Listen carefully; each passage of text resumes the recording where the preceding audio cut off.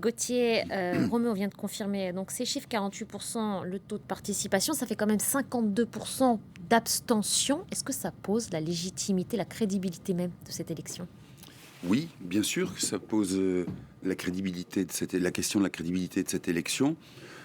En même temps, comment pourrait-il en être autrement à partir du moment où cette élection d'emblée est truquée et c'est une élection à suffrage censitaire, c'est-à-dire que comme Façonnée aussi dès le départ, d'ailleurs, elle façonnée dès le départ. comme il y a un tamis extrêmement, j'allais dire féroce, mais en tout cas avec des mailles extrêmement serrées qui ne permettent pas à certains candidats, en tout cas à des aspirants candidats à se présenter, finalement, ce qui était surprenant, c'est que par ailleurs, dans les autres élections, il y a eu quand même des taux de participation qui étaient, eux, relativement satisfaisants. C'est sans doute aussi parce qu'il y avait, même si les électeurs n'en étaient pas complètement dupes, il y avait simplement quelques lueurs ou quelques nuances d'amélioration de la part de certains candidats qui pouvaient présenter des profils légèrement différents.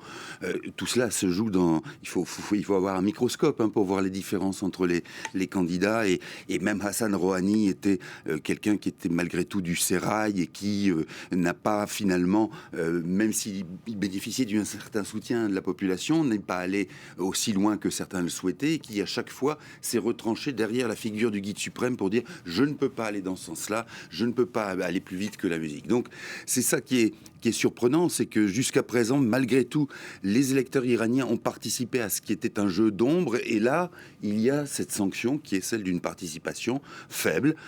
À vrai dire, on l'aurait attendu encore plus faible, mais bon, peut-être qu'il y a des réflexes aussi, finalement, d'habitude de vote, parce que malgré tout, si vous voulez, même quand vous êtes dans un régime comme celui de l'Iran, le fait de pouvoir voter, eh bien, c'est quelque chose qui ne se boude pas toujours, même si on est extrêmement déçu et frustré par l'offre politique. Gauthier, Roméo le disait à l'instant, les partisans de Raisi le décrivent comme un homme fort. C'est ce qu'il souhaitait, une sorte de Poutine, disaient même certaines personnes à qui nos envoyés spéciaux ont donné la parole. Il voulait une sorte de Poutine donc à la tête de la République islamique. C'est chose faite avec cet ultra-conservateur qu'est Ebrahim Raisi. Comment est-ce qu'il peut incarner cette autorité qu'on lui attribue, surtout dans le cadre de l'accord sur le nucléaire? Un cycle est en train d'être négocié. Un nouveau cycle de discussion a été ouvert à Vienne en ce moment. Qu'est-ce que ça peut changer?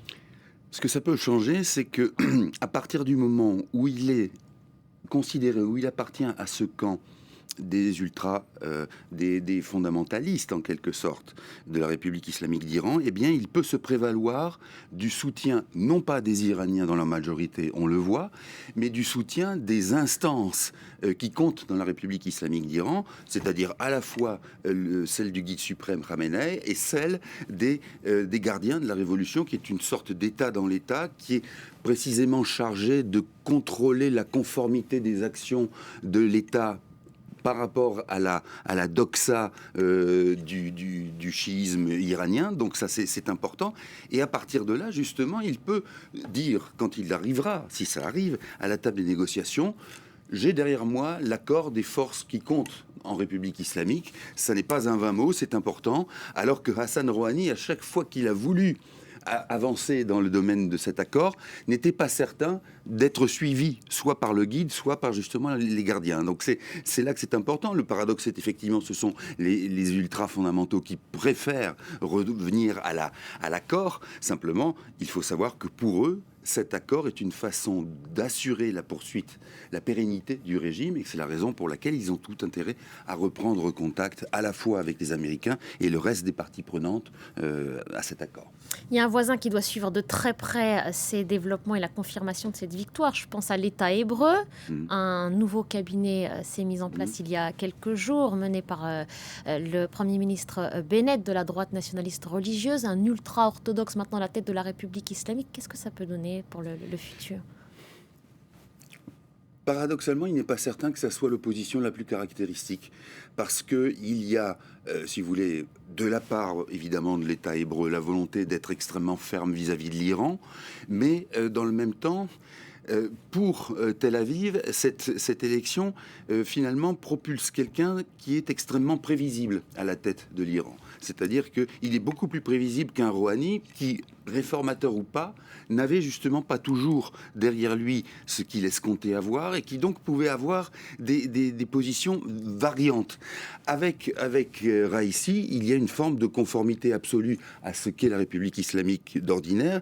Et donc, pour Tel Aviv, ça n'est pas un changement finalement majeur. Pour Téhéran, la question, si vous voulez, ne se pose pas dans un premier temps. La question, c'est celle du nucléaire, de l'accord qu'on peut en tirer, et au-delà, évidemment, celle de l'influence sur la région, quitte à ce que, dans un premier temps, on laisse peut-être, par exemple, le Sud-Liban tranquille pour Téhéran, pour ne pas braquer tout de suite Israël, et puis après, ils verront. Mais dans un premier temps, ça n'est pas cela la préoccupation, c'est celle de l'accord nucléaire et des sanctions qui peuvent se lever. Avec un dernier mot, la question de qui se profite de ces levées de sanctions, et notamment les gardiens de la Révolution. Jusqu'à présent, ça a été le cas. C'est eux qui ont détourné et capté le fruit de cet allègement au détriment de la population civile iranienne. Et c'est ce qui explique, entre autres, le boycott de cette élection. Entre autres, tout à fait. Merci beaucoup, Gauthier. Merci pour ces éléments de compréhension.